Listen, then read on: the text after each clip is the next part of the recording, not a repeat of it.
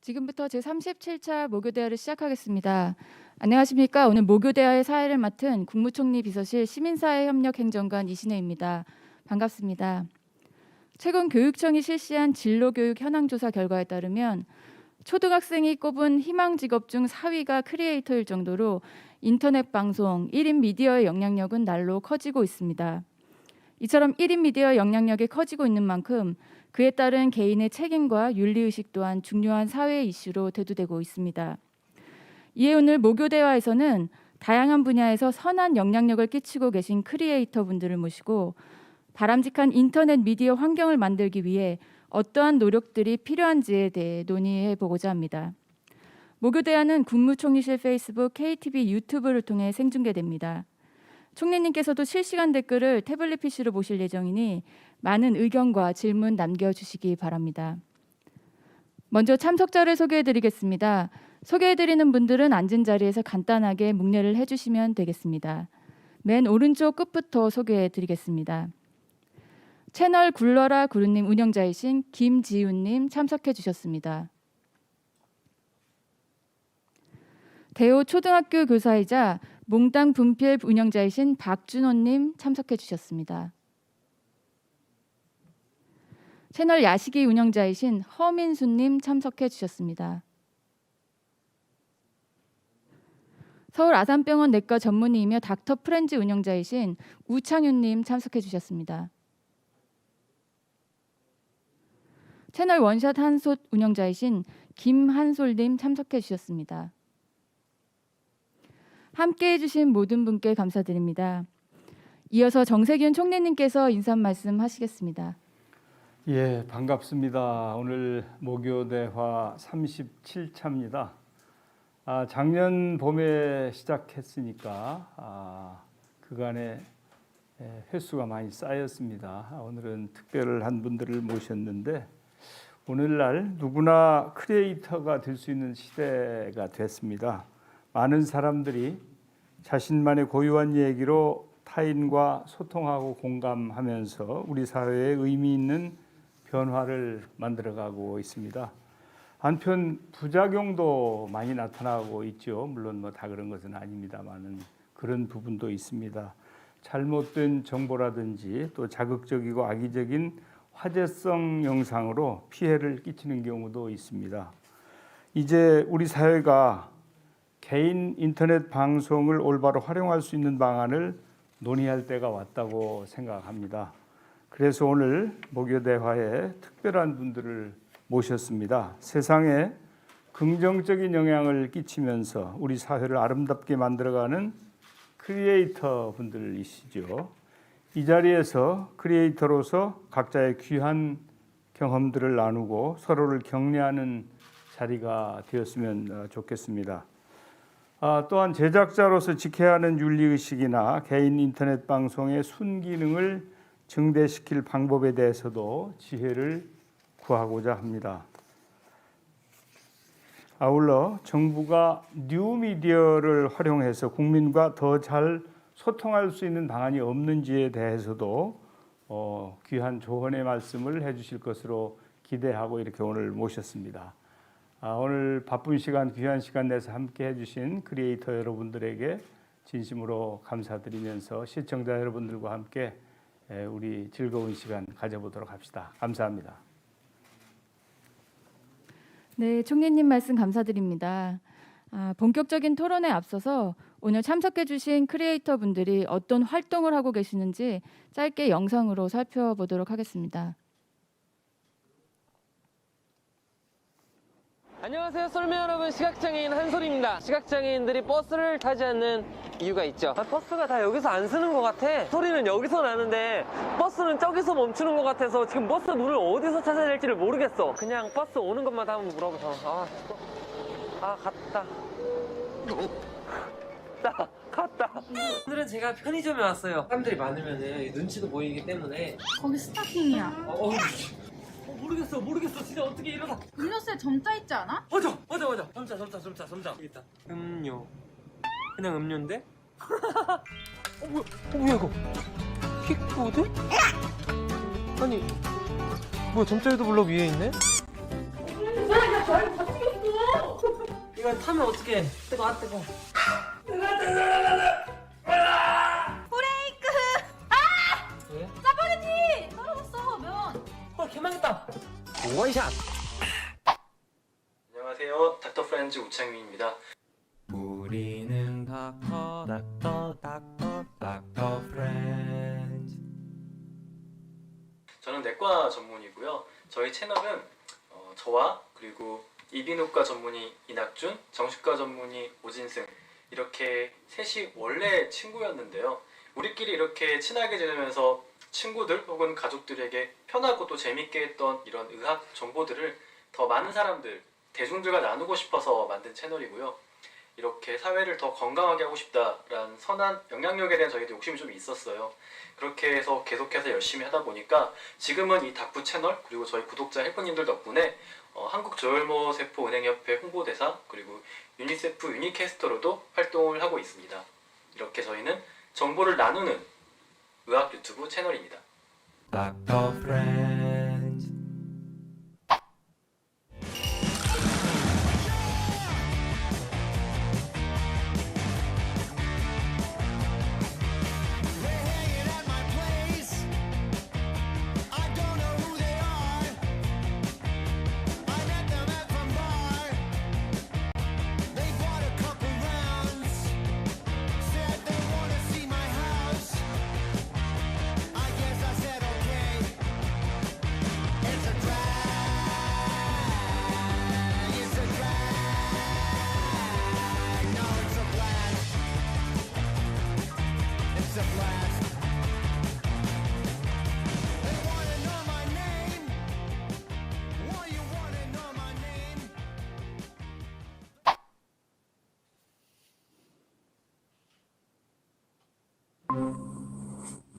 네, 선생님 안녕하세요. 반갑습니다. 몽당문필에 오신 걸 환영합니다. 저는 몽당문필의 날쌤이에요. 반가워요. 아, 안녕하세요. 이곳은 어떤 모임인가요? 아, 어떤 모임이냐고요? 아, 잠시만요.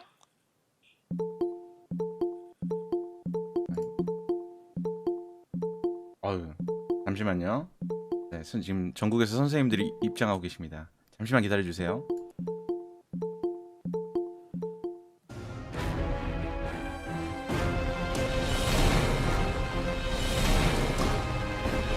우리는 몽당문필입니다.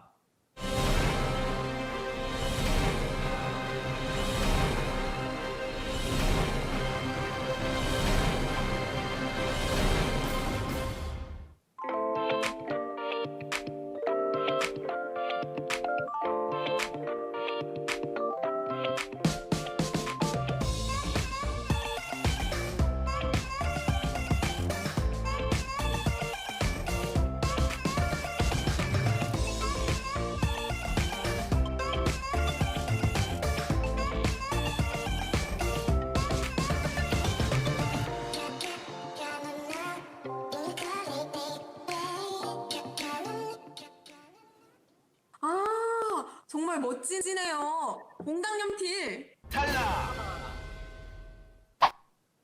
안녕, 나는 구루님이라고 하는데 내 간지나는 일주 잘 봤어. 나는 저 일주와 함께 돌아다니는 구루님이라고 해. 안녕, 구루님이야. 안녕, 구루님이다. 구루님이다. 야, 넌 되게 장애인 같지 안 생겼다. 근데 나는 왜 이렇게 싸워야지만 권리를 얻을 수 있는 걸까? 장애인들이 사회활동을 하는 거 더 늘어날 거예요.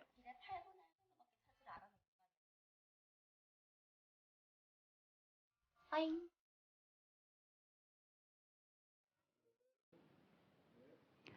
네, 오늘 참석하신 크리에이터 분들의 활동을 함께 보셨는데요. 정말 오늘 멋진 분들이 모교대에 참석해 주신 것 같습니다.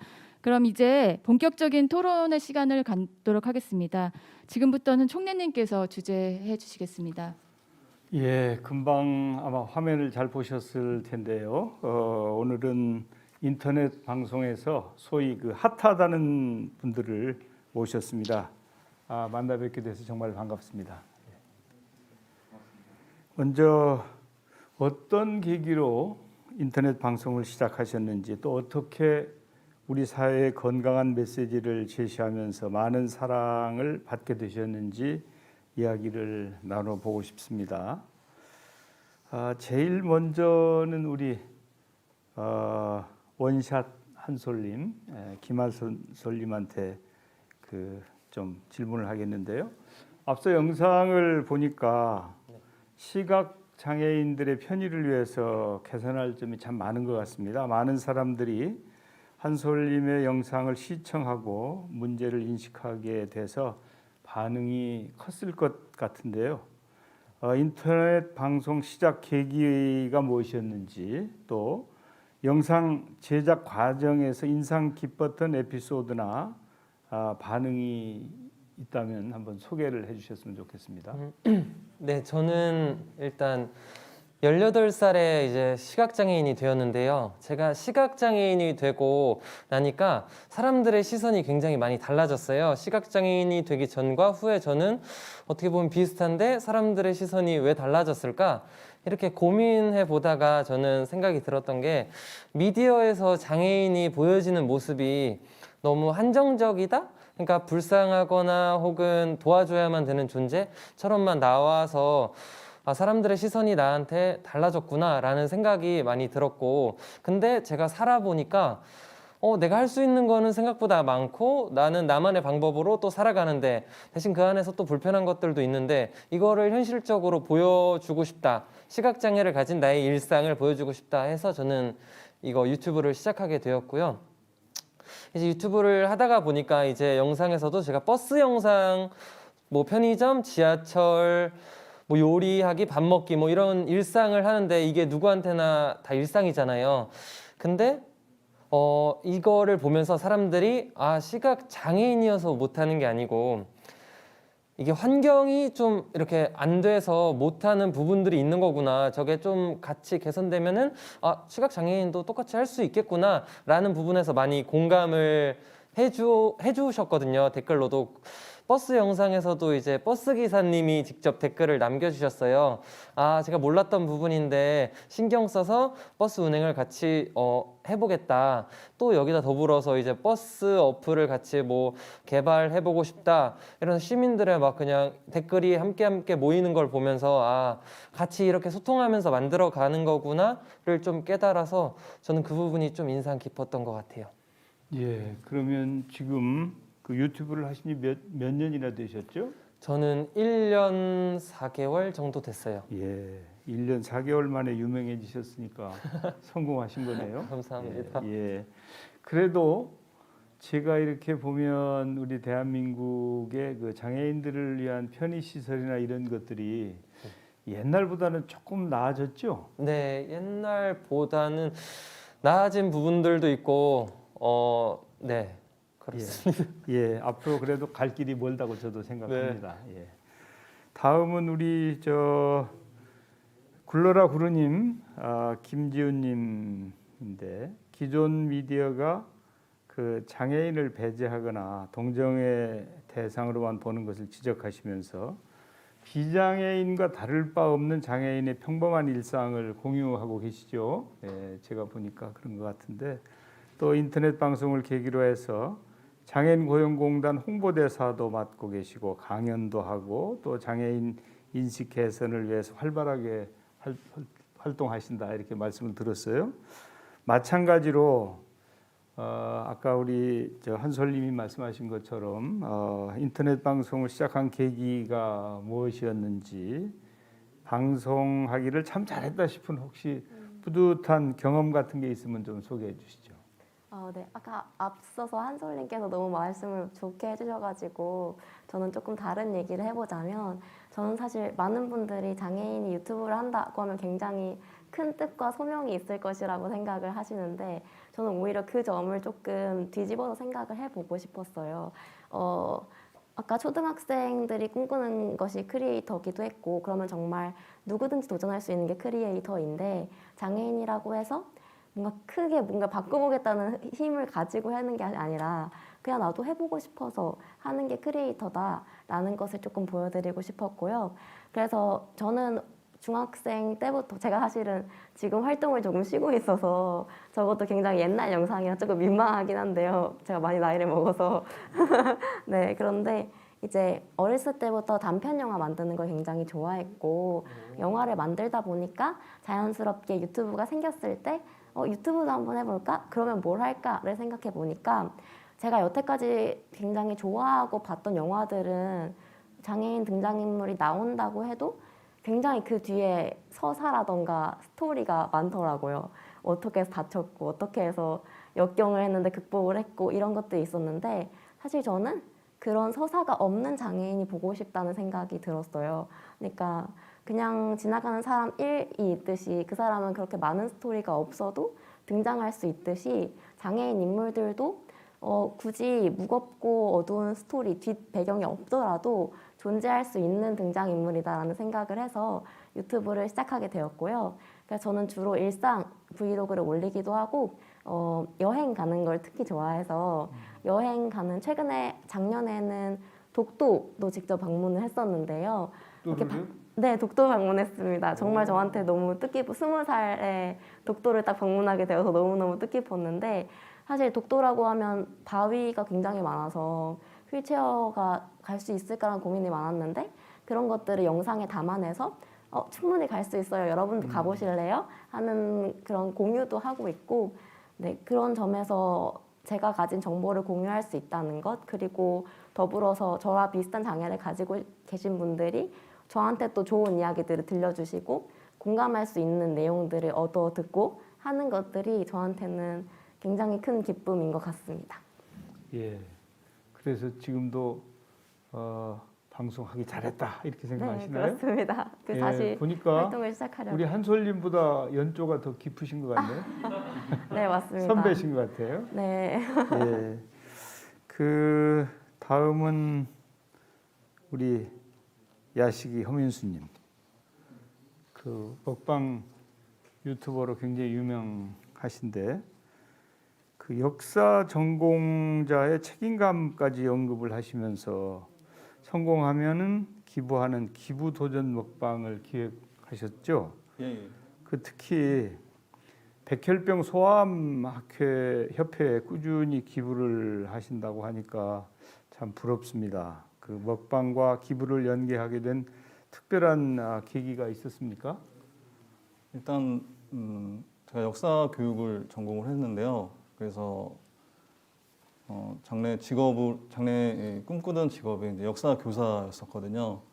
그래서 먹방 크리에이터를 하기 전에는 역사 교사 시험을 준비하는 평범한 수험생이었거든요.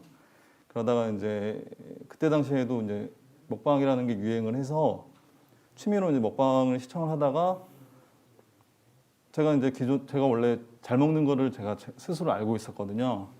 그래가지고 먹는 게 저보다 잘 못 먹고 별로 이렇게 시원찮게 먹는 것 같아서 아 내가 먹으면은 좀 더 대리만족을 더 줄 수 있겠다라는 생각을 해가지고 먹방을 처음에 시작을 했는데 그거는 뭐 직업으로서 먹방을 시작한 건 아니었고 단순하게 취미 활동으로 처음에 시작을 했었는데 사실 그때 당시 수험생의 입장에서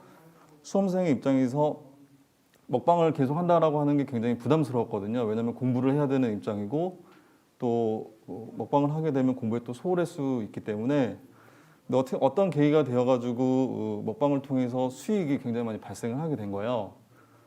먹방을 또 열심히 하다 보니까 그러다 보니까 자연스럽게 이제 공부하는 거리가 멀어지는 그래서 이제 먹방 크리에이터가 이제 직업으로서 이제 선택이 되었는데 그 돈을 많이 벌다 보니까 아주 오래전부터 가지고 있던 생각이 어느 정도 그 직업이 안정적으로 갖춰져 있으면 사회에 어느 정도 좀 기여를 해야 되겠다라는 생각을 자연스럽게 가지게 되었거든요. 그게 이제 뭐 사람의 본성이라는 게 있는 거잖아요. 그 어려운 사람을 보면 도와주고 싶은 뭐 측은지심이라고 하잖아요. 그런 게 누구든지 다 있는데 저도 마찬가지로 그런 부분이 조금 있었던 것 같아요. 그래서 먹방을 통해서 발생하는 수익을 조금씩 기부를 하다가 그때는 많이 기부를 못했었죠. 조금씩만 기부를 했었는데 이제 먹방을 하다 보니까 시청자분들이 저를 좋아해 주시고 구독자도 굉장히 많이 늘어나고 수익이 제가 상상할 수 없는 금액으로 어마어마하게 많이 발생을 하게 되는 거예요. 하다 보니까 내가 우리 사회에 좀 더 기여할 수 있는 부분이 이 먹방을 통해서 할 수 있겠구나, 좀 더 많이 할 수 있겠구나라는 생각을 해서 그 일본군 위안부 피할머니들이 거주하시는 곳이 경기도 광주의 나눔의 집이라고 있거든요. 예, 저도 거기 갔었죠. 예. 그 앞에 짜장면 집이 있어요. 거기에 돌판 짜장면이라고 3만 원짜리 엄청 큰 사이즈의 짜장면이 있었는데, 그래서 그 처음에 컨텐츠를 해가지고 이 짜장면을 뭐 1시간 안에 다 먹으면은 1,000만 원을 기부를 하고, 다 못 먹으면 1,100원을 기부하겠습니다. 이런 식으로 방송의 재미를 위해서 했었는데, 그래서 결과적으로는 다 못 먹어서 1,100원을 제가 그 나눔의 집에 기부를 하게 되었거든요. 기부를 하게 되었는데, 기부를 한 금액 이상으로 조회수가 어마어마하게 증가를 했어요. 그 영상 하나로 제 조회수가 지금 현재 1,000만이 넘는 영상이거든요. 그래서 제가 체감하기에 1,000만 원 기부해서 거의 한 2억 가까이 버는 느낌이다. 구독자도 굉장히 많이 늘어나고, 그래서 이렇게 그러니까 기부를 통해서 제가 돈을 많이 벌었기 때문에 이 벌은 돈은 다시 또 기부로 환원이 되어야 된다 라고 하는 생각을 좀 더 가지게 되면서, 그 이후에 기부 금액을 좀 더 늘리는 형태로 이제 발전해 나가게 되는 거죠. 그래서 기부를 하면 할수록 돈을 더 많이 버는구나라고 하는 걸 느끼고 그래서 좀 더 우리 사회에 많은 기여를 할 수 있었던 그런 계기가 됐고, 앞으로도 좀 더 기여를 하는 쪽으로 더 많이 기부를 할 수 있게끔 방송을 해야 되겠다는 생각도 많이 가지게 되었습니다. 예, 우리 그 헌민수님 말씀을 듣고 배워야 될 분들이 많을 것 같아요. 이런 방법도 있다. 근데 보통 그 99개를 가진 분이 한 개를 더 가지려고 한다. 응? 한 개를 가진 사람한테 그걸 나눠주는 게 아니라 이제 그런 얘기도 있잖아요. 근데 이제 그런 걸 보면 참 우리 허민수님은 처음에 소득이 적을 때는 적게, 그렇지만 소득이 늘어나면서도 크게 아주 참 감사한 결단을 하신 것 같은데, 제가 퀴즈를 하나 내볼게요. 그 사람들이 아주 부러워하는 그 먹는 것과 관련해서 부러워하는 게 혹시 뭔지 아세요? 먹는 것과 관련해서 부러워하는 거요? 이제 좀 더 맛있는 음식, 좀 더 고가의 음식을 누군가가 먹었을 때 부러워하는 마음을 가질 수가 있다 생각합니다. 그렇긴 하죠.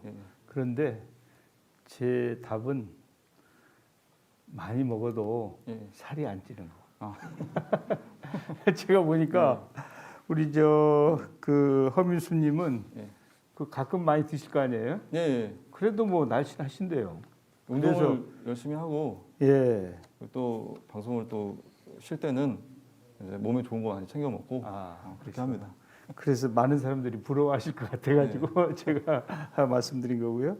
그리고 우리 박준호 선생님 그 몽당연필, 몽당 분필이죠, 분필. 분필을 늘 아시나 몰라요. 연필하고 분필하고 하고 다른 거 아시죠? 이 학교에서 학생들하고 이제 생활을 하시는데 인터넷 방송이 우리 아이들에게 미치는 엄청난 영향력을 아마 체감하실 것 같은데요. 몽당 분필은 현직 교사분들께서 협업을 해가지고 교육 영상을 제작하시는 모임이라고 들었어요. 선생님들께서 그런 뜻을 모으게 된 계기가 무엇이고, 또 그 규모라든지 활동에 대해서 좀 소개해 주시면 좋을 것 같습니다. 네. 때는 바야흐로 2015년이었습니다. 그때부터 군대 동기였던 김상현 선생님과 함께 저까지 포함해서 2명의 선생님이 어떤 모임을 만들고자 했습니다. 그때 교사의 생각을, 메시지를 담아서 사람들에게 알리고 싶었습니다. 왜냐하면 어떤 교권 문화라는 게 제가 어렸을 때 생각했을 때보다 커 보니까요.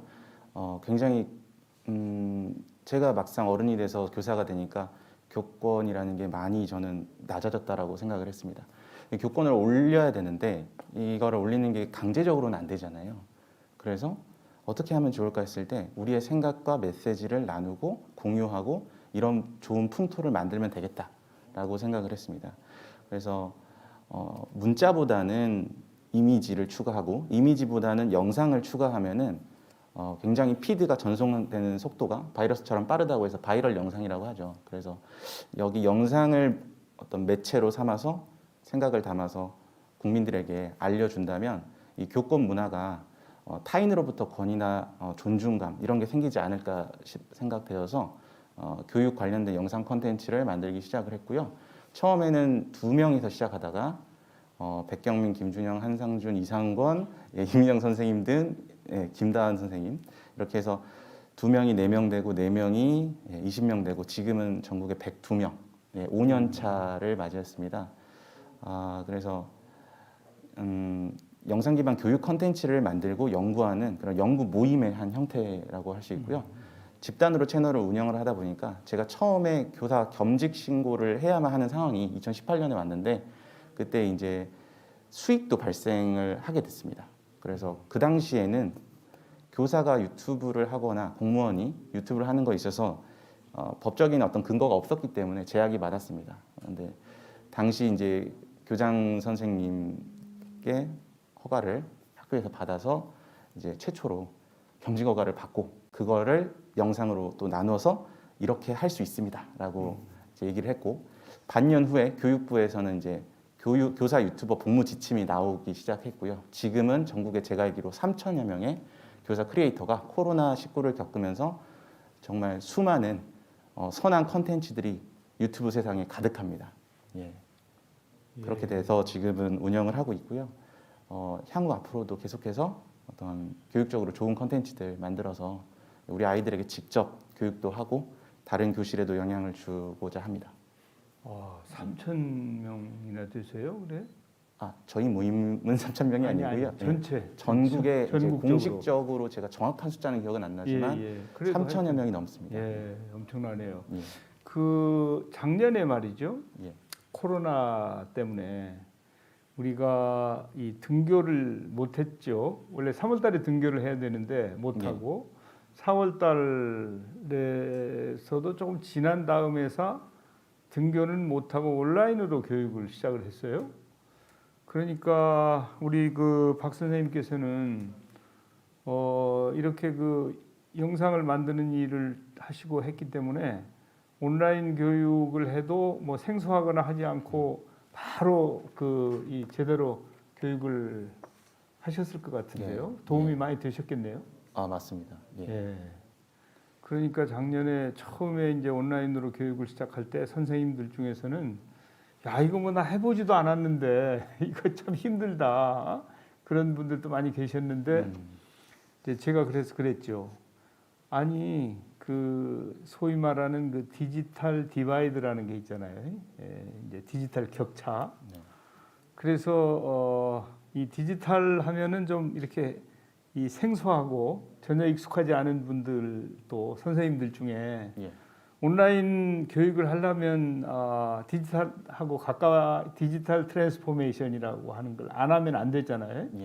그래서 이 기회에 디지털 격차를 면할 수 있는 좋은 계기입니다. 이제 그렇게 긍정적으로 생각합시다 그랬더니 사실은 작년에 온라인 교육을 실시하면서 선생님들 중에서 이 온라인에 대해서 아니면 디지털에 대해서 상당히 뒤처져 있던 분들도 많이 이렇게 그 업그레이드가 됐다고 그러더라고요. 맞습니다. 그래서 그런 좋은 계기도 있었던 것 같아요. 맞습니다.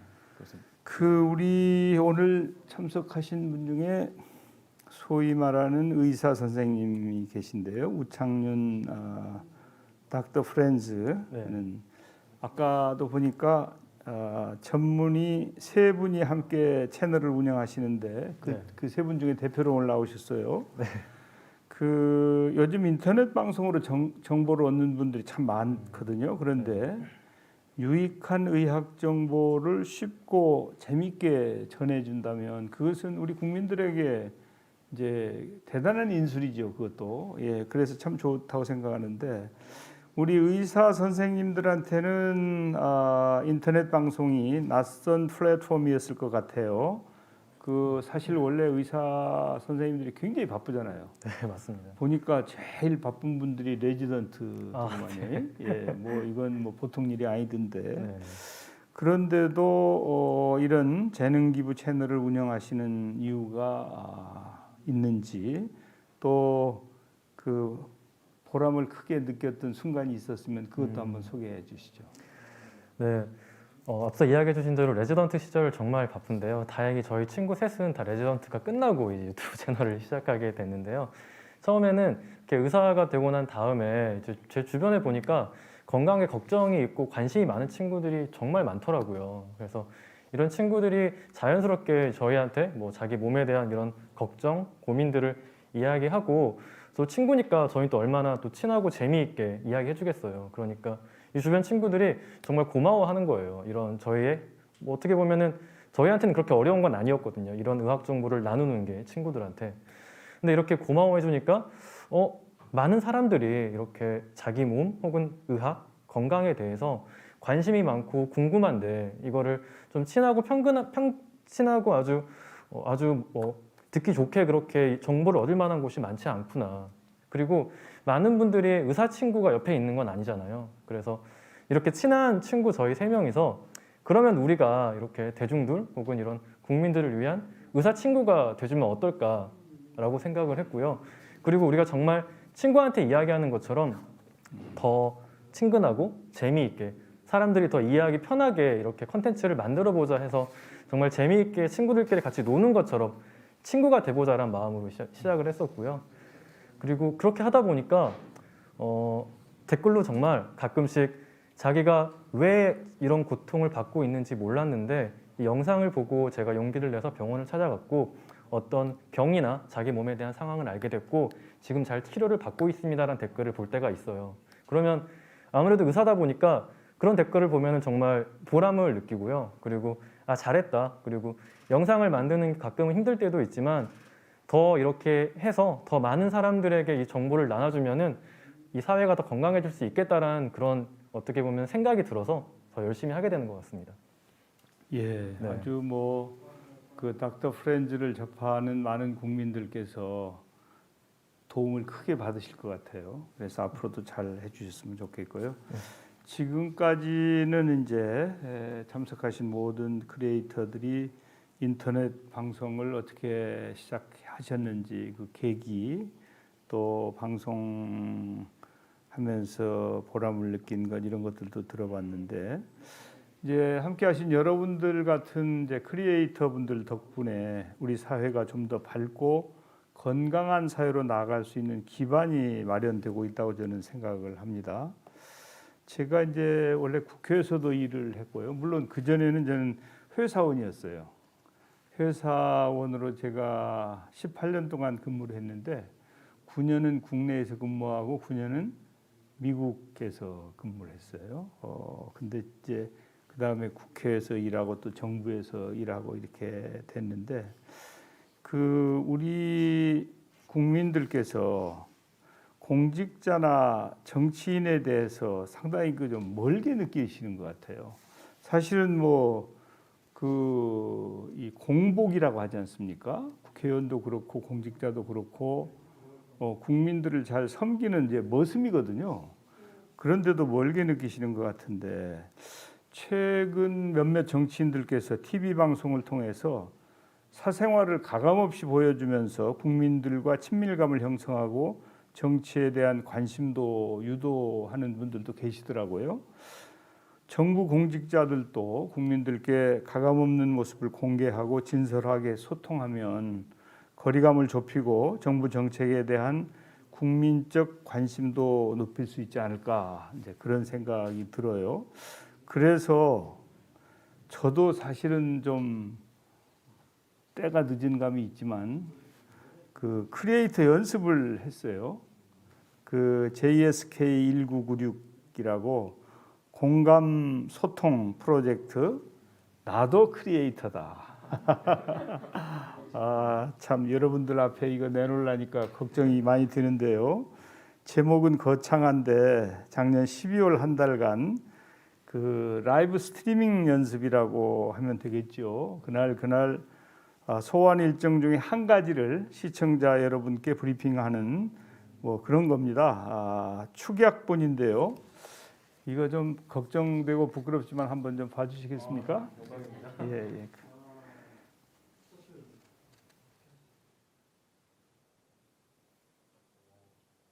김밥에 뭐 햄이나 소세지가 들어있는 게 더 맛있던데. 그 총리가 정말 알아들을까? 졸릴 때가 있죠.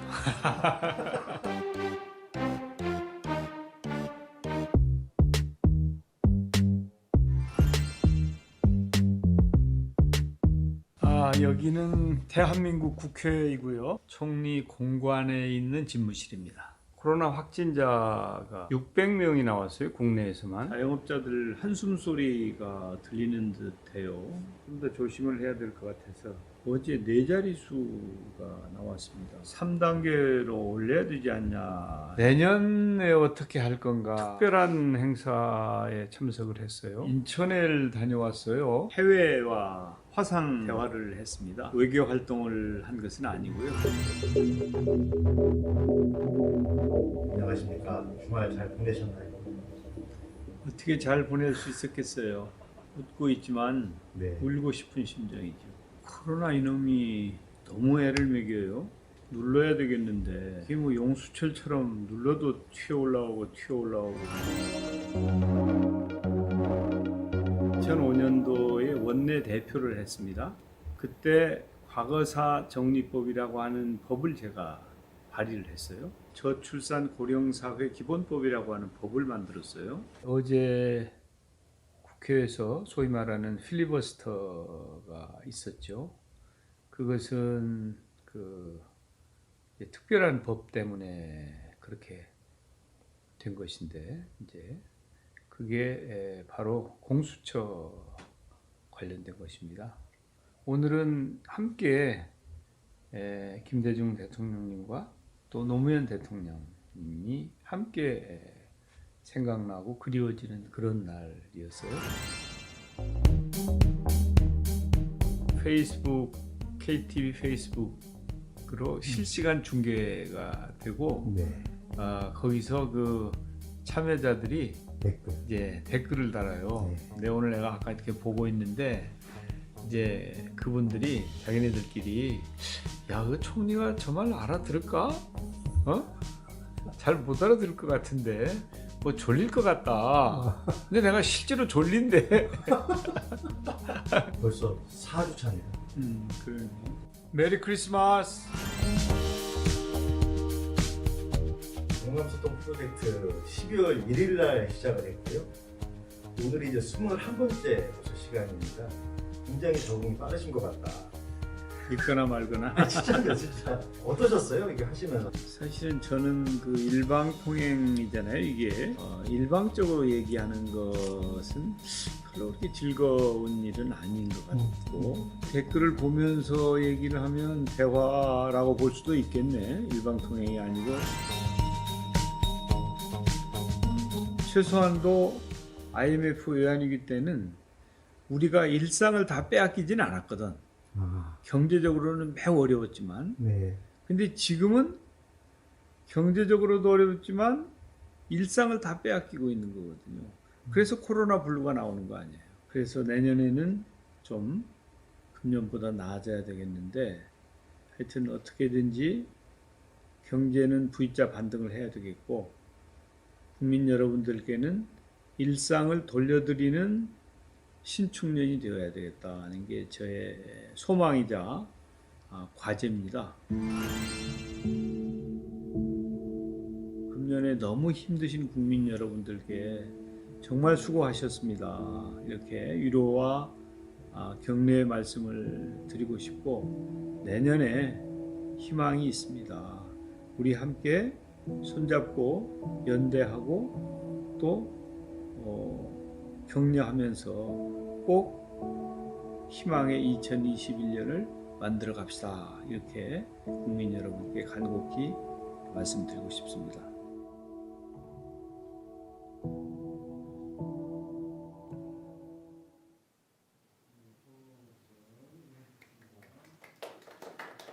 예, 그 조금 부끄럽긴 한데 뭐 하여튼 그렇게 출발을 했습니다. 예, 예. 그 사실 제가 기업에 있었다고 말씀드렸는데 기업에 18년 동안 다니고 정치를 시작한 지 금년도가 이제 26년 차예요. 그러니까 제가 그 카메라 앞에도 저도 많이 서봤죠. 근데 이렇게 그 개인적으로 혼자 이렇게 찍는 게 좀 어색하고 어떻게 하면 좀 더 국민 여러분께 다가갈 수 있을까 이제 고민이 컸지요. 그 크리에이터가 되는 게 정말 쉽지 않구나. 여러분들의 고충을 저는 느꼈는데 여러분들은 지금은 편안하실지 모르겠는데 하여튼 좀 이게 쉬운 일은 아닌 것 같아요. 앞으로 사정이 허락하면 소소한 일상을 담는 그 브이로그나 라이브 스트리밍을 통해서 국민과의 소통을 좀 확대해 볼까 그런 생각을 저는 하고 있는데요. 그 우리 허민수님 100만 이상 구독자를 확보하신 그 대형 크리에이터시죠. 이 어때요? 제 영상 보시니까요. 뭐 좀 그래도 한 수 그냥 이제 외교적인 언사라고 그러죠. 그냥 좋게 얘기하는 그거 말고 좀 실제적으로 도움이 될 수 있는 그런 거 말씀하시는 예, 그리고 이제 혹시 제가 먹방을 하면 국민들이 관심 끌 수 있을 것 같은지 뭐 이런 것도. 우리나라 정치인분들이 먹방을 되게 열심히 하시잖아요. 특히 이제 선거철 같은 경우 이제 뭐 시장통이나 이런 데서 이제 어묵도 드시고 막 하시잖아요. 그래서 정치인분 특히 이제 총리님 같은 경우는 정치 생활을 오래 하셨기 때문에 그런 경험이 굉장히 풍부하실 거다. 저는 그렇게 개인적으로 생각을 하고 있거든요. 그래서 아마 먹방을 하셔도 잘하시지 않을까. 아니 돈 안 든다고 막 인심 쓰시네요 지금? 그렇게 생각합니다. 그래요? 네. 괜찮을 것 같습니까? 일단 글쎄 이상하게 최근에 그러니까 예전에는 먹는 걸 사람들이 많이 관심을 안 가졌는데 점점 이 먹방을 보는 시청자들이 굉장히 많이 늘어나가지고 저도 생각하지 못했던 그런 반응에 많이 놀라고 있습니다. 예, 그 정치인이나 공직자들은 국민들과 소통을 잘 하지 않으면 제 역할을 하기 어렵거든요. 그래서 그 유튜브 같은 그 뉴 미디어 플랫폼을 어떻게 활용하면 좋을까요? 그 정치인들이?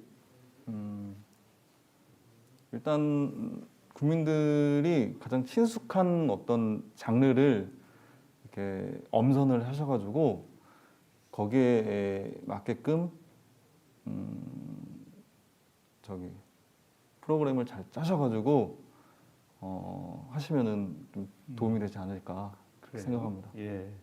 그러면 우리 김지훈님 그 영상을 보셨는데 소감이 어떠신지, 저도 그 크리에이터로서 자질이 있다고 보시는지, 이제 이런 공직자의 개인 브이로그 영상이 국민과의 소통이 도움이 될 거라고 생각하시는지 한번 좀 솔직하게 말씀 좀 해봐 주시죠. 솔직하게요. 일단은 사실 저도 약간 고정관념일 수도 있는데 이렇게 공적인 곳에서 만들어진 영상은 조금 어렵고 지루하다라는 좀 생각이 있었어요. 근데 아까 오프닝을 딱 봤는데 오프닝이 너무 재밌는 거예요, 생각보다. 그래가지고 첫 번째로 깜짝 놀랐고, 그리고 사실은 카메라를 앞에 두고 말하기가 쉽지가 않은데 총리님 아까 말씀하셨듯이 많이 경력이 있으셔서 그런지 어쩌면은 지금 여기 계신 분들보다 훨씬 더 오래 카메라와 친숙하셨기 때문에 그런 어색한 것도 안 보여가지고 저는 조금 놀랐고요. 일단 첫 번째는 그랬고, 그래도 조금 뒤로 갈수록 조금 계속 이렇게 앉아 계시다 보니까 저는 약간 화려한 게 있어야 눈이 막 돌아가는데 살짝 졸릴 뻔했어요.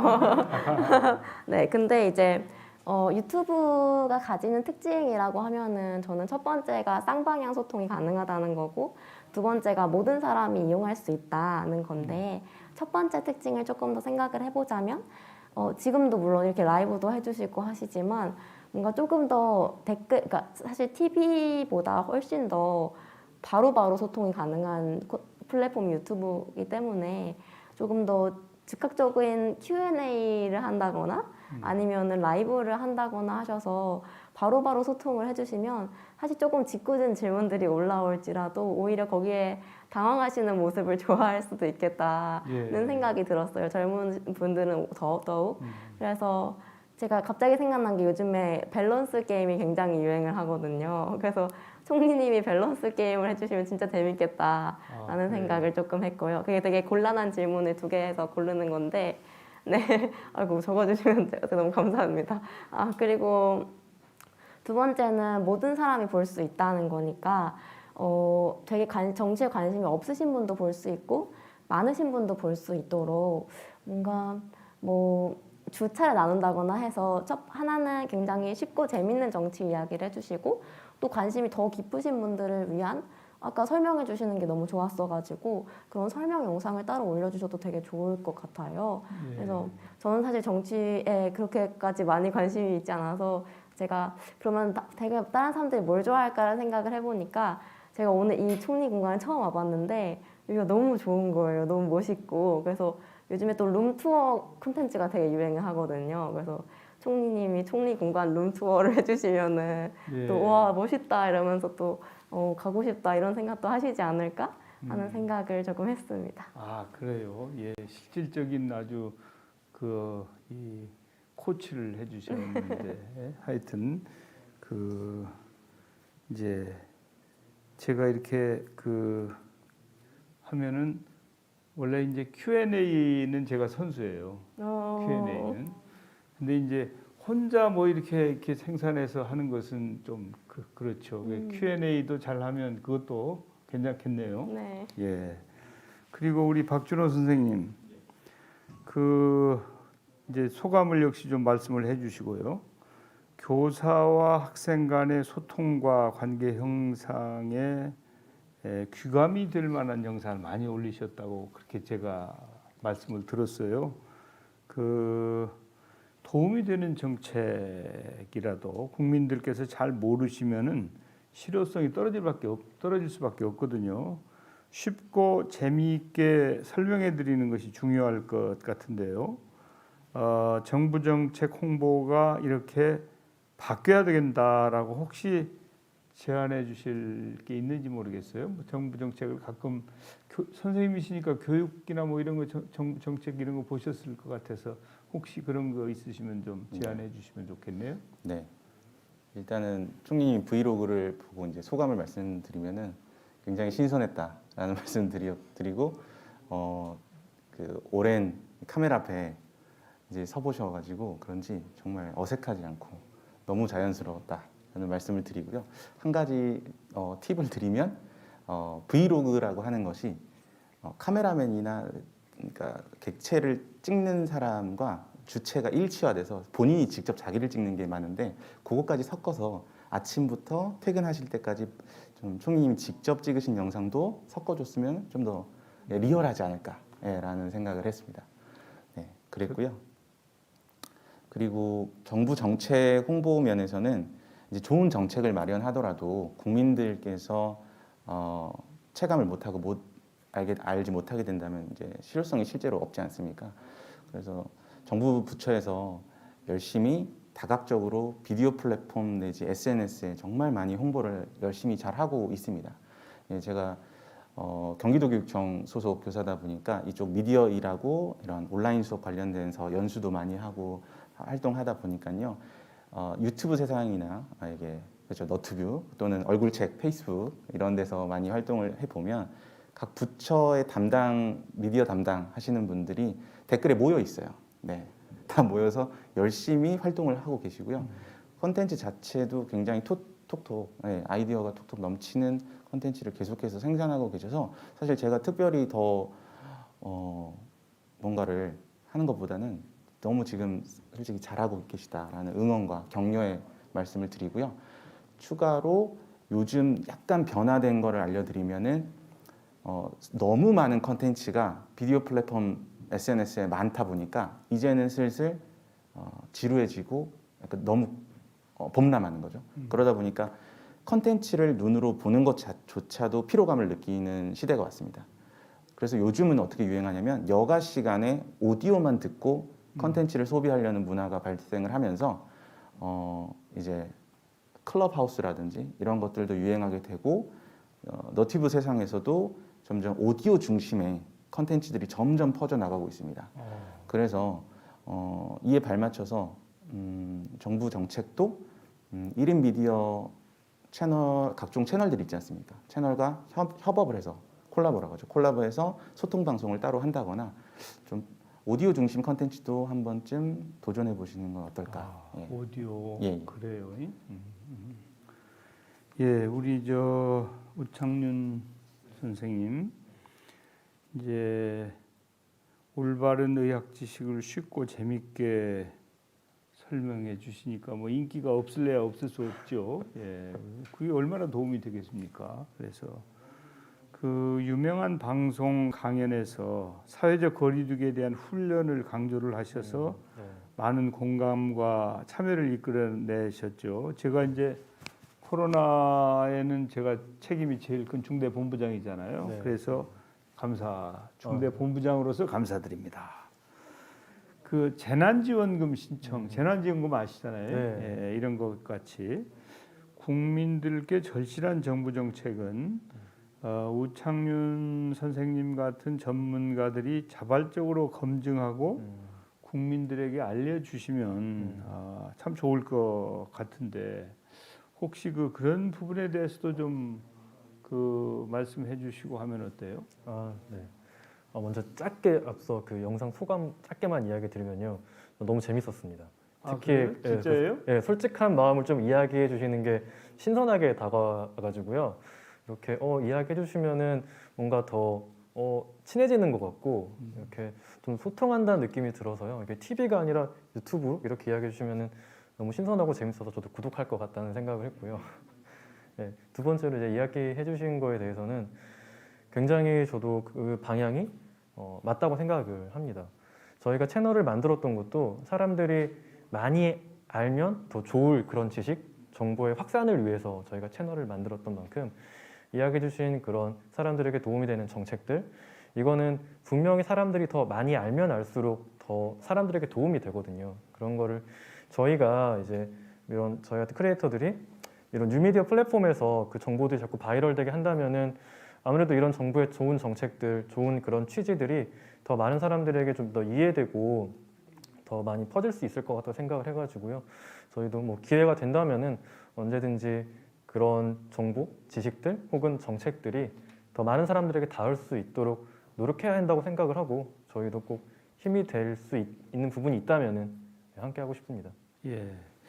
그 사실 제가 아까 보여드리면서 이제 혹시 도저히 당신은 안 되겠다 이렇게 평가하실까 봐서 걱정이 됐는데 사실 뭐 저를 앞에 두고 그렇게 말씀하시기는 어렵겠지만 그래도 하여튼 저한테 용기를 주셔서 감사하다는 재밌는 포인트들이 있어가지고요. 네, 고맙습니다. 우리 저 김한솔님, 그 시각장애인을 대표해서 정부가 미처 생각지 못했던 점 그런 것도 이제 자주 지적해 주시는 것 같아요. 그래서 장애인들께서 생활 여건 개선을 위해서도 정부와 지속적으로 소통할 필요가 있지요. 정부가 알아야지 뭔가 힘이 되도록 노력할 거 아니겠습니까? 네. 혹시 건의하실 내용 없으세요? 일단 제가 어떻게 하다 보니까 이게 그냥 시각 장애인을 뭐 대표해서 한다기보다는 그냥 하다 보니까 사람들이 시각 장애인에 대해서 궁금해 해주시고 해서 저는 저의 일상을 이제 공유하는 건데 뭐 영상 부분에 대해서 일단 이야기하면은 점점 이제 영상 컨텐츠들이 많아질 텐데 뭐 정보를 영상으로 공유할 때 보통 막 음악만 BGM만 나오고 내용은 화면에 계속 글자가 떠 있는 경우들이 있는데 그럴 때 시각장애인들 입장에서는 나레이션이 좀 입혀졌으면 좋겠다 이런 것들이 있고 만약에 사람이 나와서 설명을 한다고 했을 때는 이제 제가 수업을 들을 때도 사실 힘든 부분인데 자 여기를 보시면 이게 있죠. 자, 여기서 이게 나와요. 이런 식으로 할 때 저는 좀 사실 정보를 얻기가 쉽지가 않더라고요. 그래서 뭔가 구체적인 그런 설명들이 있었으면 사실 좋겠다는 생각이 있고, SNS에 뭐 요즘 카드 뉴스도 많은데 거기도 이제 대체 텍스트라고 해서 이제 시각장애인들도 핸드폰 스크린 음성 기능을 해서 들을 수 있거든요, 내용을.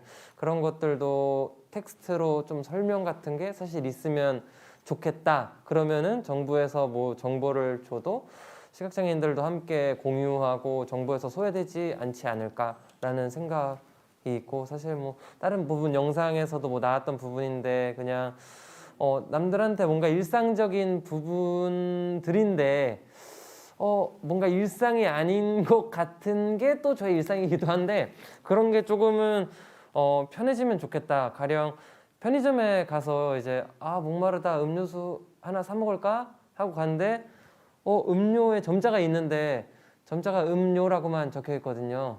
그래서 음료수가 이게 좀 그런 것들에서도 좀 뭔가 개선이 있으면 좋지 않을까라고 저는 생각을 해봤습니다. 예, 제가 관계관들에게 말씀을 잘 전해서 조금이라도 네.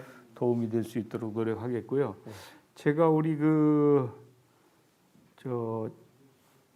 댓글을 어떻게 다시나 하고 보니까 한번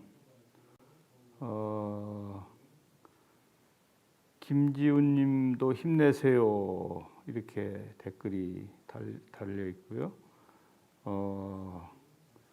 또 선도경제, 국민통합, 포용사회 뭐 이런 쪽으로 가라는 얘기겠죠. 그리고 또 김태훈님께서는 저는 그냥 켜놓고 소리만 듣는다고, 아까 아마 이 오디오로 좀 해보라는 말씀하셨을 때 하시는 것 같아요. 또 김용태님은 유튜버들하고 함께 있으신 게 참 어울립니다. 예, 아주 고맙습니다, 우리 김용태님. 또 뭐라고 또 쓰셨냐면은 총리님 야식이 먹방 보시면 엄청 놀라실 텐데 이렇게 하셨고요. 또 유연한 사고, 공감하는 마음이 최고입니다, 뭐 이랬어요. 그리고 우리 TI 조아님은 다들 너무 멋지십니다. 이게 가끔 이렇게 댓글이 이렇게 좀 좋은 말만 있는 게 아니거든요. 근데 오늘은 상당히 좋은 말이 많은 거예요. 제가 다른 때보다 제가 보니까요. 자, 이제 좀 주제를 바꿔서 여러분들께서 활동하시는 유튜브 등 뉴미디어 환경에 대해서 좀 얘기를 해봤으면 좋겠어요. 자극적이고 선정적인 내용, 또 허위적이거나 조작된 정보를 생산하면서 뉴미디어 생태계를 어지럽히는 그런 개인 방송 플랫폼들도 좀 있어요. 그래서 그런 경우에는 참 안타까운 생각이 드는데, 먼저 우리 허민수님, 유튜브 등 인터넷 방송 플랫폼의 순기능에 대해서 고민을 하면서 제작자로서 자정 노력도 있어야 된다고 이렇게 말씀을 하셨던 걸로 들었어요. 그래서 크리에이터들의 윤리의식 제고 방안을 혹시 제안해 주시면 어떨까. 또 그런 것들을 위해서 정부가 어떤 노력을 해야 된다고 생각하시는지 좀 의견을 좀 말씀해 주시죠. 일단 유튜브 내에 좋지 않은 컨텐츠들이 많이 제작이 되고 있는 것도 분명한 사실인 것 같거든요. 그런 경우는 그러니까 유튜브를 시청하는 시청자들이 자정작용에 의해서 자동으로 걸러진다 이렇게 생각을 하거든요. 그래서 안 좋은 컨텐츠들은 그러니까 우리 좋아요가 있고 싫어요가 있듯이 싫어요를 계속해서 누르는 사람들의 마음이 있거든요. 그래서 이게 자동적으로 걸러지는데, 기존의 미디어들 같은 경우는 그런 거 자동으로 노출돼서 어쩔 수 없이 우리가 봐야 되는 그러면서 안 좋은 정보들도 기존의 미디어에도 충분히 있다고 저는 생각을 하거든요. 그래서 그런 기존의 미디어에서 그 크리에이터, 그러니까 유튜브 크리에이터들의 어떤 가짜 뉴스라든지 어떤 정상적인 좀 불편한 어떤 컨텐츠들에 대해서 비판을 가하기도 하는데 가끔 제가 그런 생각을 하거든요. 똥 묻은 개가 겨 묻은 개를 나무란다라는 식의 어떤 생각을 하거든요. 왜냐하면 유튜브 내에서는 싫어요라는 기능이 있어가지고 보기 싫으면 안 보면 그만이거든요. 근데 기존의 미디어 같은 경우는 보기 싫어도 어쩔 수 없이 이게 포털 사이트에 정면으로 이렇게 노출이 되다 보면 이게 자연스럽게 이렇게 받아들여지는 그런 경우도 있어가지고 일단 기존의 미디어가 좀 잘 정비가 됐으면 하는 그런 바람이 개인적으로 있고요. 그리고 그 유튜브 환경에 대해서 안 좋은 콘텐츠들이 범람하는 거에 대한 그 문제들은 우리 평범한 우리 시민들이 좀 더 각성을 해야 되지 않나. 그러기 위해서 정부가 강제적으로 이렇게 또 할 수 있는 부분은 없잖아요. 그렇죠. 그래서 캠페인의 형식으로 좀 좋은 콘텐츠들은 그러니까 저희 같이 이렇게 5분의 어떤 우리 사회에 뭐 공헌하는 크리에이터를 이렇게 초청을 해서 모신 이 방식도 굉장히 좋은 방식이라고 저는 생각을 하거든요. 그래서 이런 어떤 뭐라 그러지? 그러니까 좋은 어떤 콘텐츠들을 제작하는 유튜버들에게는 뭔가 이런 공론의 어떤 장을 마련해주고 예. 그렇지 않은 것은 이제 뭐 이렇게 강제적으로 할 수 없기 때문에 캠페인의 형식으로 좀 홍보를 했으면 하는 그런 바람이 있습니다. 예. 이제 이제 유튜버들이 활동하시고 이렇게 1인 미디어가 활성화되면서 경우에 따라서는 이제 우리 함께하신 분들은 소위 말하는 선한 크리에이터들인데 이제 반대편에 계신 분들도 계시죠. 그래서 사실은 방송통신심의위원회라는 게 있어요. 예. 그래서 거기서 이 컨텐츠는 문제가 있다라고 지적을 하면은 그걸 이제 그 플랫폼에서 삭제를 하죠. 또 그게 너무 지나치다 싶으면은 삭제를 넘어서 이제 책임을 물을 때도 있고. 그런데 뭐 원체 지금은 이제 이 생산되는 게 많으니까 그게 뭐 다 제대로 이제 걸러지지가 않아요. 그래서 어떤 경우에는 좀 문제가 될 때도 있고, 특히 요즘 같은 때는 이제 백신 접종을 하잖아요. 예. 백신 접종. 아니 백신을 접종해가지고 그건 자기도 보호하는 거지만 가족들이나 그 상대방을 보호하는 거 아니에요. 그러니까 백신 접종을 해야 되는데 백신과 관련돼 가지고 막 가짜 뉴스를 퍼뜨리는 거예요. 그러면은 어떤 분들은 이제 그걸 사실이라고 믿는 거예요. 예? 그래서 좋지 않은 영향을 미치는 경우 있죠. 이제 그런 것들은 그 자정 노력을 통해서 이 정리되는 게 최선인데 이제 그렇지 않으면은 이제 정부 기관이 나서기도 하는 것이죠. 예, 그런 형편이다 하는 말씀을 드리고요. 그다음에 우리 박준호 선생님, 학생들에게 인터넷 방송 플랫폼 접근에 대한 교육을 많이 하시면서 아마 생각이 많으실 것 같아요. 좋지 않은 영상을 막을 수 없다면 어른들이 직접 좋은 영상을 많이 만들자는 생각으로 영상 제작을 시작하셨다고 하셨는데요. 그렇죠. 뭐 좋지 않은 영상을 완전히 막을 수 없다면 좋은 영상들이 훨씬 더 많이 생산되면은 이 양적으로도 이제 눌러버릴 터이죠. 건전하지 않은 영상의 제작도 문제지만 이것을 시청하는 소비자, 그 소비자가 있으니까 그런 게 만들어지는 거 아니겠습니까? 소비자도 변해야 될 것 같은데 거기에 대해서 한 말씀 해주시죠. 네. 이제 너튜브라고 하지 않고 제가 그냥 유튜브라고 하겠습니다. 어차피 유튜브 보고 있으니까요. 유튜브를 빠르게 5번 얘기를 하면 유튜브 빠르게 발음하다 보면은 유튜라고 발음이 됩니다.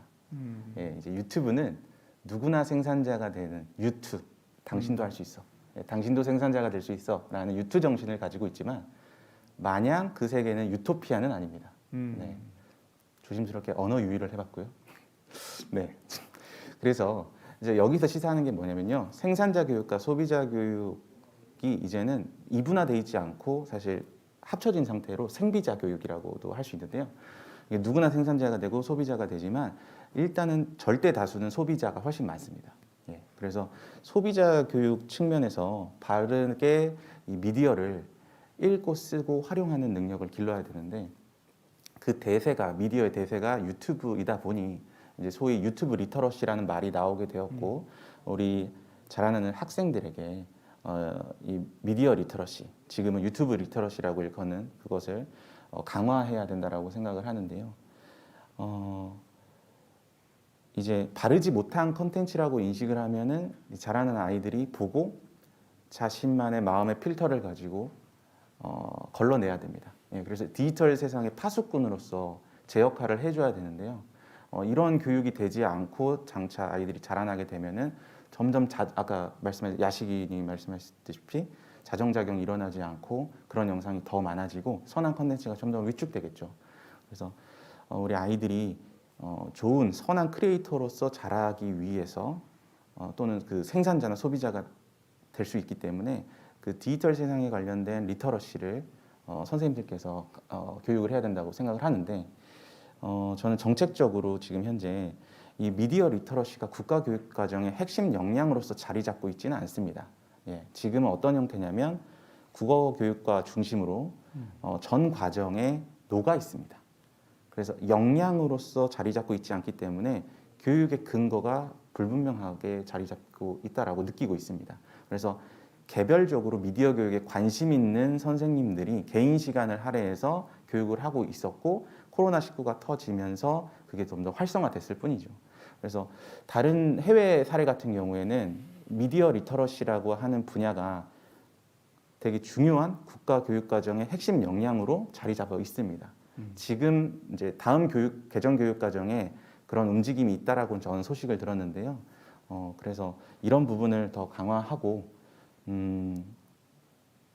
선생님들께서 이제 앞으로 재구성을 하거나 어떤 교과로서 자리 잡아서 학생들에게 제대로 좀 교육할 수 있는 환경을 좀 더 세밀하게 정책적 지원을 해주셨으면 좋을 것 같습니다. 예, 예, 아주 도움이 된 말씀 주셨습니다. 다음은 우리 우창윤 선생님. 그 얼마 전에 그 구충제 이게 암을 치료할 수 있다고 하는 검증되지 않은 정보가 막 돌아다니면서 많은 논란이 있었습니다. 그 유튜브를 포함해서 많은 방송 채널에서 이것에 대한 이제 그 가짜 뉴스가 확산되기도 했는데요. 크리에이터들이 인기나 이슈에 편승하기보다는 책임감 있는 모습을 보여야 할 것 같은데요. 이런 점에 대해서 혹시 한 말씀 해주실 수 없을까요? 네, 저도 구충제 펜벤다졸이라고 성분명이 있는데요. 그거에 관련해서 저희도 영상을 찍었었습니다. 그 상황이 너무 안타깝고 사실 이제 암 환자분들은 정말 뭐라도 붙잡고 싶은 심정이거든요. 이제 그런 좀 마음을 조금 악용한 게 아닌가 싶어서 그 안타까운 마음 그리고 그게 정말 사람들에게 도움이 되지 않을 정보라고 생각해서 저희의 판단, 저희가 이제 공부한 것들, 알고 있는 정보들을 합쳐서 영상을 만들었었는데요. 저희는 저희 채널을 전문가 채널이라고 생각을 하고 있는데요. 이 전문가 채널이라고 한다면은 이렇게 사람들이 듣고 싶은 이야기만 해주는 게 아니라 내가 알고 있는 지식 그리고 내가 추가로 공부한 정보들을 합쳐서 내가 옳다고 생각하는 이게 사람들에게 도움이 될 것 같다고 생각하는 정보를 만드는 이제 그런 컨텐츠를 만드는 사람들이 전문가 채널 크리에이터라고 생각을 합니다. 그래서 이런 전문가라면은 그런 자신의 어떤 직업 소명에 대해서 조금 더 책임감을 가지고 해가 될 것 같은 정보들을 우리끼리도 만들지 않고 저희 의사협회에서도 이제 이런 윤리 강령 같은 걸 만들고 있습니다. 우리가 만들지 말아야 할 그런 정보들 그리고 너무 자극적인 그런 것들을 스스로도 좀 정화하는 노력을 계속해서 하고 있고요. 물론 계속해서 아마 그래도 그런 이슈들은 생길 텐데 저희는 계속 책임감을 가지고 사람들이 뭔가 본인이 듣기 싫은 이야기, 좀 더 진실에 가깝지만 불편한 이야기에 대해서는 악플도 굉장히 많이 달고 그렇게 하는데 그런 거를 두려워한다기보다는 전문가로서의 이야기해 주신 책임 소명을 가지고 사람들에게 진짜 도움이 될 만한 이야기를 할 수 있는 그런 채널, 그런 크리에이터가 더 많아져야 한다고 생각을 하고 저희도 그렇게 되기 위해서 더 노력하겠습니다. 예, 그 소위 말하는 이제 악화가 양화를 구축한다 뭐 네, 그런 것도 맞습니다. 있잖아요. 근데 네. 이제 그 단기적으로는 그런 일이 있을 수도 있겠죠. 그렇지만은 긴 호흡으로 보면 결국은 양화가 악화를 구축하는 이제 그런 세상이 올 거라고 생각하고요. 그런 차원에서 이제 선한 크리에이터들이 좋은 이 작품을 많이 생산하시면 그러면 좋지 않을까 하는 생각이 듭니다. 우리 구루님, 김지호님, 그 유튜브 같은 뉴미디어가 그 매스미디어, 그러니까 기존 방송이나 이런 것들의 한계를 깨고 있는데요. 그 뉴미디어의 향후 가능성, 앞으로 뉴미디어가 얼마나 어떻게 잘 될 것 같냐 하는 것, 또 장애인에 대한 인식 개선을 위해서 정부에 건의하실 내용이 있으면 좀 말씀 좀 해주시죠. 네, 일단 매스미디어와 뉴미디어의 가장 큰 차이라고 한다면 아까 말씀드렸듯이 쌍방향 소통이 있을 수도 있겠고 그리고 또 많은 사람의 노력과 그런 의논이 합쳐졌다기보다는 뉴미디어는 조금 더 가볍고 다양한 사람들이 홀로 만들 수 있기 때문에 그만큼 다양한 이야기들이 나올 수 있다고 생각을 하는데요.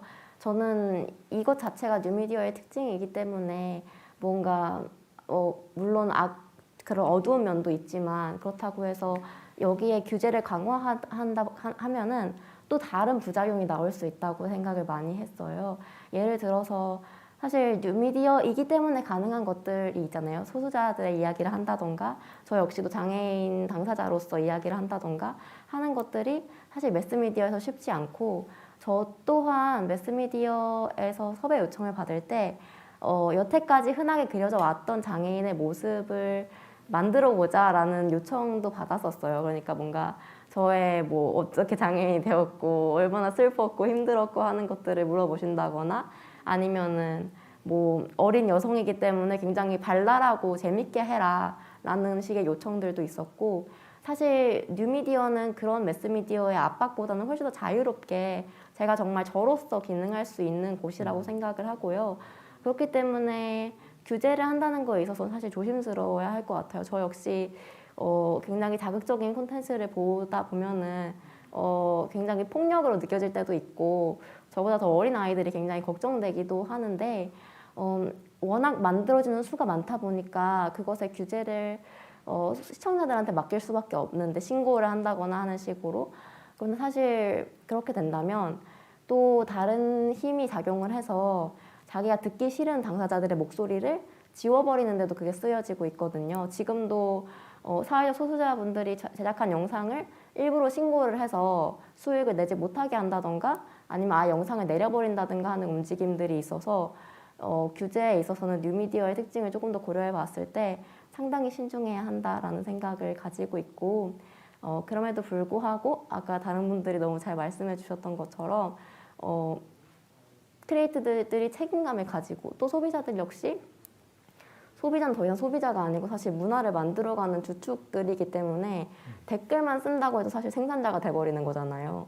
그렇기 때문에 나는 무언가를 만들어내고 있는 사람이다 라는 책임감을 댓글을 쓰는 그냥 소비자든 간에 생산자든 간에 굉장히 책임감을 가져야 한다고 생각을 많이 하고 있어요. 네, 그렇고 정부 정책에 대해서는 사실 저는 교육 쪽에 저도 관심이 많아서 오늘 되게 만나게 돼서 영광인데요. 여태까지의 장애 이해 교육들이 굉장히 정해진 틀이 없이 그냥 선생님들이 알아서 하시게끔 만들어진 경우가 굉장히 많아서 교사의 대량에 따라서 굉장히 다른 천차만별의 교육을 받을 때가 있어요. 그래서 어떤 분들은 뭐 만들어졌던 영상을 틀어주시기도 하고 하는데 저는 12년 동안 일반 정규 학교에 다녔던 사람으로서 그 과정이 당사자한테는 굉장히 폭력적이었거든요. 그러니까 제대로 된 정보가 없이 그런 교육을 실시했을 때 그래서 조금 더 정부가 교육 정책에 있어서 특히나 아까 미디어 리터러시라던가 장애 이해 교육 혹은 다른 소수자 인권 교육 같은 경우에도 정해진 틀을 가지고 아이들이 교사의 재량에 따라서 배우는 게 아니고 다들 동등한 교육을 받을 수 있도록 하는 게, 그리고 무엇보다도 어릴 때부터 그렇게 학습을 해야지 조금 더 책임감 있는 시민으로서 성장할 수 있다고 생각을 해서 그런 교육들이 조금 더 가이드라인이 딱딱딱 맞춰져 있는 형태였으면 좋겠다는 생각을 했습니다. 예, 그래요. 노력하겠습니다. 자, 우리 김한솔님, 네. 그 인터넷 방송을 통해서 이루고 싶은 목표나 꿈 같은 게 있으실 것 같아요. 이제 그런 걸 한번 소개해 주시면 좋을 것 같고, 또 뉴미디어 환경 개선과 관련해서 혹시 제안하고 싶은 게 있으시면 좀 말씀 주실까요?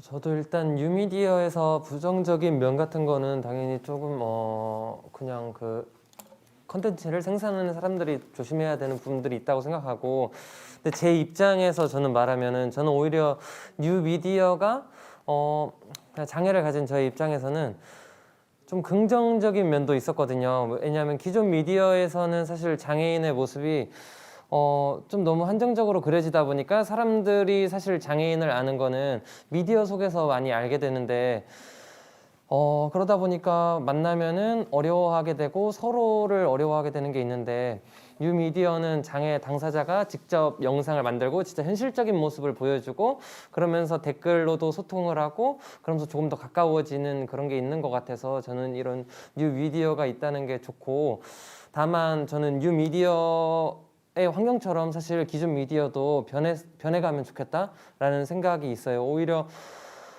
뉴미디어랑 기존 미디어가 함께 가야지, 뉴미디어에서만 사실 뭐 이렇게 장애인이 활동하고 사실 기존 미디어에서는 장애인이 늘 뉴스나 뭐 다큐멘터리에서만 나와서 한다면은 사람들이 봤을 때 저는 별로 안 좋지 않을까라는 생각이 있어서, 기존 미디어에서도 사실 다양한 영역, 카테고리, 뭐 예능에도 나올 수 있고 드라마에서도 아까 구루님이 말한 것처럼 진짜 지나가는 그냥 뭐 옆에 있는 그냥 친구, 그냥 일상적인 그런 모습 속에서 다양하게 사실 나왔으면 좋겠다는 저는 생각이 있고, 저의 뭐 유튜브 활동을 하면서 그냥 목표라고 한다면은 저는 뭐 5년 후, 10년 후에 뭐 장애인 친구들이나 그냥 뭐 다른 친구들하고 이야기할 때 옛날에 TV에 장애인이 그렇게 나오는 게 신기한 때가 있었다고? 약간 이런 의문을 가질 정도로 저는 그냥 그런 세대 차이를 느끼는 그런 경험을 나중에 꼭 해보고 싶어요. 빠른 시일 내에. 네, 그렇습니다. 예, 꿈이 꼭 이루어지시기 바랍니다. 네. 제가 그 댓글 몇 개 소개해 드릴게요. 김동걸님께서 역시 직접 하는 유튜버들이라 다양한 고민 참 좋네요. 배웁니다. 그러셨고요. 김경선님은 멋지네요. 정말 멋진 유튜버님들 파이팅. 또 김동걸님이 목요 토론 오늘 컨텐츠 너무 좋아요. 오늘 이제 목요 대화인데 이제 토론이라고 그러셨는데, 홍길동님은 나 김대중 쌤 대통령 보낸 분이죠. 지금 대발전 사람 보는 눈 있어야죠. 뭐 이런 말씀도 하셨고요. 또 SYC님은 파이팅입니다. 이렇게 격려도 해주셨고요. 아주 좋은 말씀들 많이 해주셔서 너무 고맙습니다. 그리고 이제 경제 좀 잘해라 뭐 이런 말씀도 있고요. 예, 그래서 아주 좋습니다. 그 제가 보면 이제 사실 그 제가 정치에 입문한 지가 이제 금년 26년 차인데, 그때하고 지금하고 이제 사반세기가 지났죠. 그때는 이제 주로 이제 신문이 가장 중요한 미디어였고, 그다음에 이제 방송 쪽으로 가다가 요 근래에 이제 이런 그 개인 미디어 이런 것들이 많이 나왔는데, 사실은 이제 그 여러분들께서는 혹시 그 해외 유튜브도 좀 많이 보시는지, 또 해외에서 만들어지는 유튜브들은 어떤지 좀 한번 그 오늘 시청자들을 위해서 좀 말씀해 주실 분 계실까 모르겠네요. 혹시 그런 거 경험이 있으신 분? 해외의 유튜브들은 어떠냐 이거죠. 지금 우리 국내에서의 그 생산되는 것들하고 사실 우리 한국의 유튜버들이 아주 크리에이티브 해가지고 창조적이어서 뭐 최근에 또 미나리라는 영화도 뭐 굉장히 좋은 호평을 받는다고 하지 않습니까? 지난번에 그 우리 그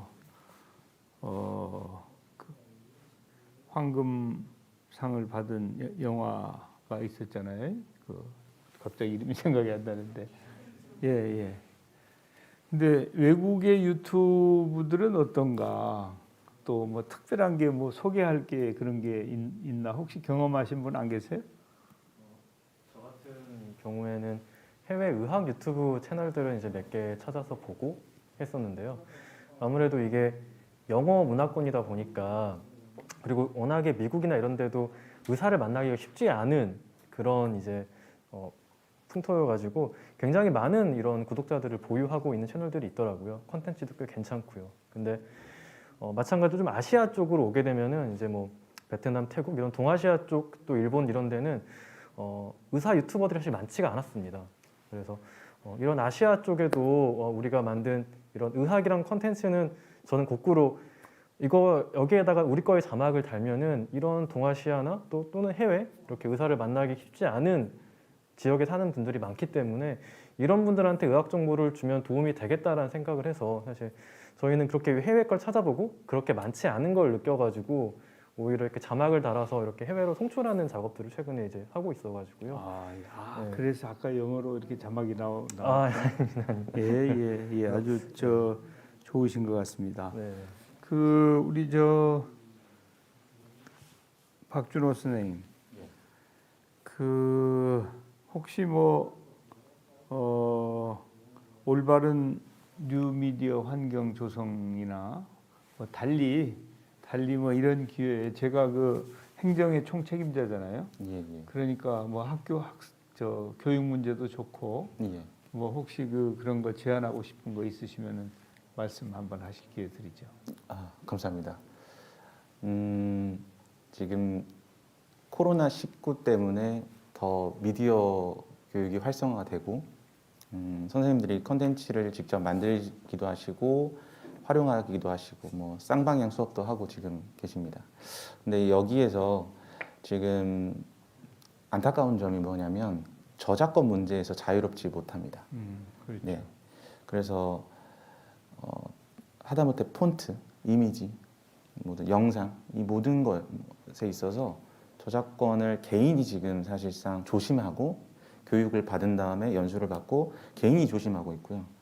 그리고 컨텐츠를 아이들에게 제공을 하려고 하는데 더 효율적으로 제공하려 하다 보면은 더 좋은 자료들을 수집을 해서 보여줄 수밖에 없잖아요. 하다못해 어떤 국어과의 어떤 대본이 나오는데 실제 영화라든지 드라마에서 캡처를 하거나 가져와서 실제로 보면서 하면 좋을 텐데 저작권으로부터 자유롭지 않다 보니까 진짜 세월이 흐르면서 더 좋은 컨텐츠가 나오고 난 이걸 선택하고 싶은데 라고 했을 때 개인이 알아서 지금 책임을 지고 있습니다.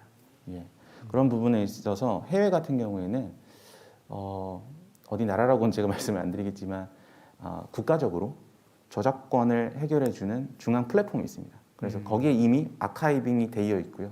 거기서 기관 아이들을 치고 들어가서 컨텐츠를 좋은 다큐멘터리, 아이들에게 보여줄 좋은 영화, 드라마 이런 것을 그냥 받을 수 있거든요. 거기서 일부를 가져와서 제공을 할 수도 있고 이런 게 국가적으로 지원을 해주셨으면 어떨까 싶습니다. 그래서 그런 저작권으로부터 좀 자유롭게 교육용으로는 쓸 수 있도록 법적인 부분을 좀 저작권에 있어서 더 강화시켜 주시면 어떨까. 지금은 현재 개인이 알아서 하고 있고 교육용으로는 괜찮다라는 인식은 하고 있는데 사실 창작자의 권한을 지켜주면서 국가에서 그런 움직임은 너무 어려운 이해관계가 있기 때문에 쉽지 않았거든요. 그렇죠. 그래서 그런 부분을 작년에는 이제 EBS가 가지고 있는 것들은 좀 이렇게 활용할 수 있도록 그렇게 하긴 했었죠. 그런데 아마 학교에서 현장에서 저작권 이런 것 때문에 좀 신경이 많이 쓰이는 건 사실인 것 같아요. 예. 그런 점이 좀 문제가 되겠네요. 오늘 저로서는 아주 매우 즐겁고 유쾌한 대화를 나눴는데 이제 여러분들은 어떠셨는지 모르겠습니다. 오늘 선한 크리에이터들의 말씀을 들어보니까 유튜브 같은 뉴미디어를 통한 소통 플랫폼은 앞으로도 더욱 확대될 것 아닌가 그런 느낌을 갖습니다. 그 방통위에서 발표한 게 있는데 2020년도 방송 매체 이용 행태 조사라는 걸 발표를 했어요. 그래서 작년 한 해에 우리 국민 10명 중에 7명꼴로 OTT를 이용한 것으로 조사가 됐어요. 2019년도에는 이제 52%였는데 그게 그러니까 5명이었는데 7명으로 이제 이게 늘어난 것이죠. 불과 1년 사이에 무려 15%가 증가한 수치입니다. 이제 미디어의 중심이 인터넷으로 완전히 전환된 느낌이 들어요. 앞으로 인터넷 방송의 이용률이 더 늘어날 것이라는 점을 고려하면은 인터넷 방송을 통한 개개인의 영향력 또한 더욱더 커질 것이라고 생각이 됩니다. 그만큼 인터넷 방송을 제작하시는 크리에이터 여러분들의 어깨가 더 무거워졌다 이렇게 생각이 됩니다. 정부도 여러분들께서 오늘 주신 귀한 의견들을 바탕으로 해서 건강한 뉴미디어 환경 조성과 함께 크리에이터 분들에 대한 지원 방안도 적극 고민해 나가도록 그렇게 하겠습니다. 앞으로도 우리 사회의 선한 영향력을 확산시켜 주시기를 기대하겠습니다. 오늘 목요 대화를 시청하신 미래의 크리에이터 여러분들께서도 잘 하시면 할 수 있다. 저도 우리 선배 크리에이터들이 할 수 있다 이렇게 규정을 해주셔서 용기를 얻었는데 시청하시는 여러분들도 하실 수 있습니다. 응원을 보내겠습니다. 귀한 시간 내에서 함께 참석해 주신 여러분들 또 시청해 주신 여러분들께 진심으로 감사드립니다. 고맙습니다.